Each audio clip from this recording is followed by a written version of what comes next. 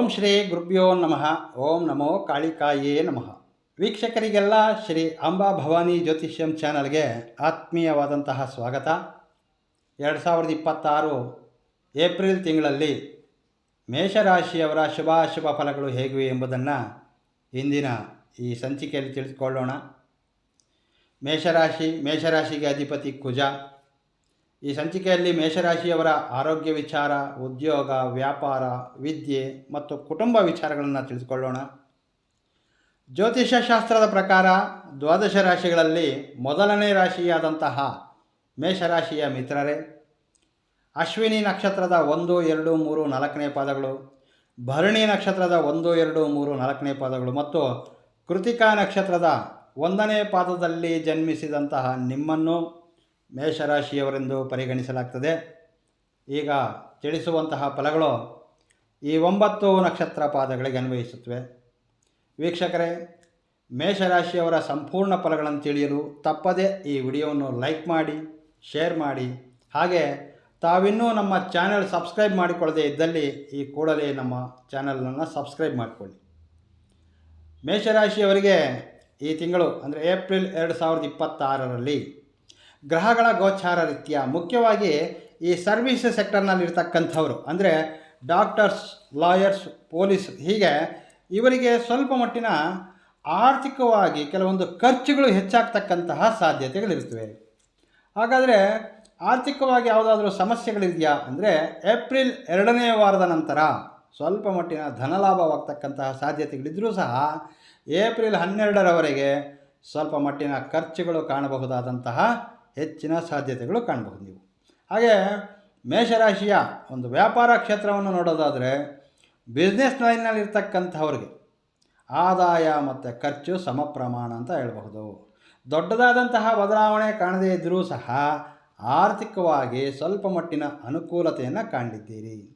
ಹಾಗೆಯೇ ಈ ತಿಂಗಳಾಂತ್ಯದಲ್ಲಿ ವ್ಯಾಪಾರವನ್ನು ಇನ್ನಷ್ಟು ಉನ್ನತ ಮಟ್ಟಕ್ಕೆ ಬೆಳೆಸುವಂತಹ ಸಾಧ್ಯತೆಗಳು ಸಹ ಕಾಣಬಹುದು.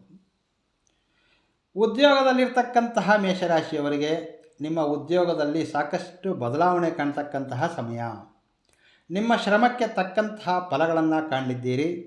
ಇಲ್ಲಿಯವರೆಗೂ ಪಟ್ಟಂತಹ ನಿಮ್ಮ ಶ್ರಮವನ್ನು ನಿಮ್ಮ ಹಿರಿಯ ಅಧಿಕಾರಿಗಳು ಗುರುತಿಸುವಂತಹ ಸಮಯ. ನಿಮ್ಮ ಉದ್ಯೋಗದಲ್ಲಿ ನೀವು ಗುರುತಿಸಿಕೊಳ್ಳುತ್ತೀರಿ. ಹಾಗೆ ಉದ್ಯೋಗದಲ್ಲಿ ಒಳ್ಳೆಯ ಹೆಸರು ಮತ್ತು ಕೀರ್ತಿಯನ್ನು ಪಡೆಯುವಂತಹ ಅವಕಾಶಗಳು ಹೆಚ್ಚಾಗಿರುತ್ತವೆ. ಮೇಷರಾಶಿಯವರು ಈ ತಿಂಗಳಲ್ಲಿ ಆರೋಗ್ಯದ ಕಡೆ ಸ್ವಲ್ಪ ಮಟ್ಟಿನ ಎಚ್ಚರ ವಹಿಸುವುದು ಸೂಕ್ತ.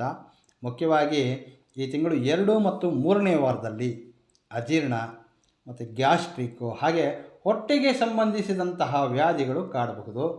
ಸೊ ಆಹಾರ ಸೇವನೆ ವಿಚಾರದಲ್ಲಿ ಎಚ್ಚರಿಕೆ ಅಗತ್ಯವಾಗಿ ಪಾಲಿಸಬೇಕು.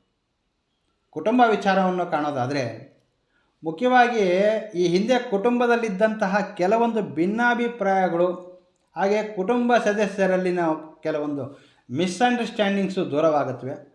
ಮೇಷರಾಶಿಯವರಿಗೆ ಕುಟುಂಬದಲ್ಲಿ ಒಳ್ಳೆಯ ಶಾಂತ ವಾತಾವರಣ ಕೂಡಿ ಬರ್ತದೆ.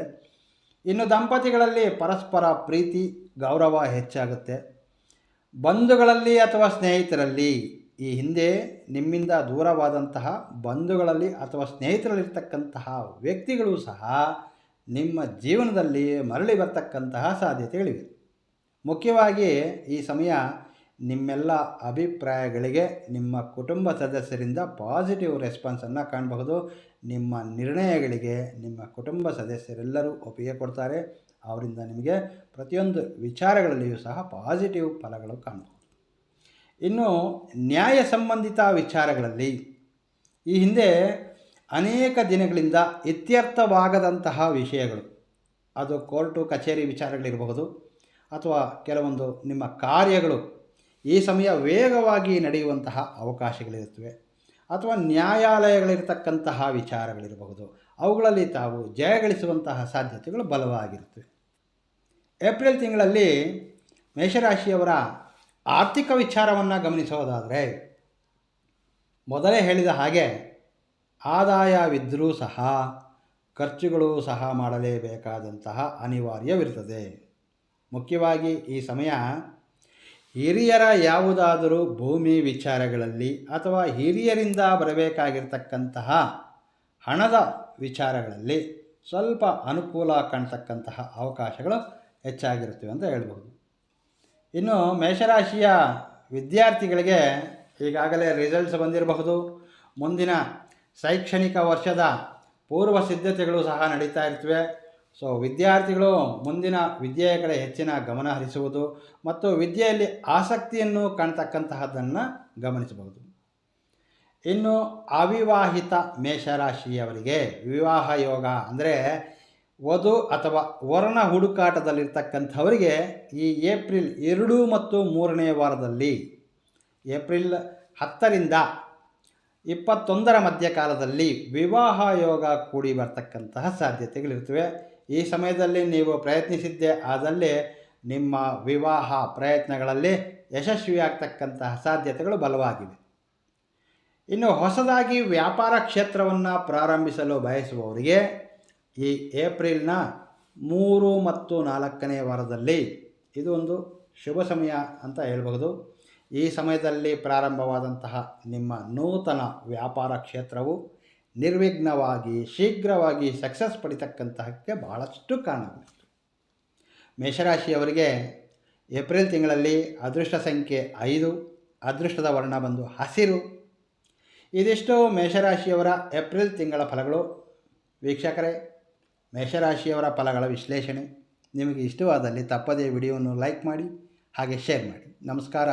ಸರ್ವೇ ಜನೋ ಸುಖಿನೋ ಭವಂತು.